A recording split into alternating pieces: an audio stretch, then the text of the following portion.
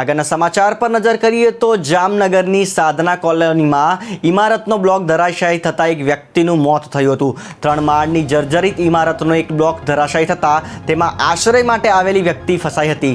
સ્થાનિકોએ ફાયરની ટીમનો સંપર્ક કરતા ટીમ દ્વારા કાટમાળ હટાવવાની કામગીરી હાથ ધરવામાં આવી હતી। ફાયરની ટીમે કાટમાળ હટાવી ઘાયલ વ્યક્તિને બહાર કાઢી હોસ્પિટલ ખસેડવામાં આવી હતી। હોસ્પિટલમાં સારવાર દરમિયાન વ્યક્તિનું મોત નીપજ્યું હતું। અત્રે ઉલ્લેખનીય છે કે ગત વર્ષે આ જ વિસ્તારમાં એક ઇમારત પડવાથી 3 લોકોના મોત થયા હતા।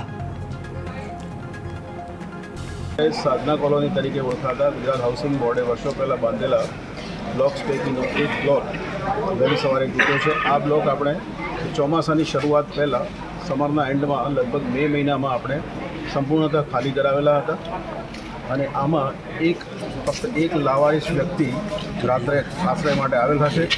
એ વ્યક્તિને ગંભીર ઇજાઓ થતાં અત્યારે હાલ જીજી હોસ્પિટલમાં દાખલ કરેલ છે। બાકીનો સમગ્ર બ્લોક ખાલી હતું, એના કારણે થઈને કોઈ જાનહાનિ થયેલ નથી। આજુબાજુના ભયજનક જણાતા બિલ્ડિંગ્સમાંથી પણ આપણે અત્યારે લોકોને ખાલી કરાવી રહ્યા છીએ અને તોડવાની કાર્યવાહી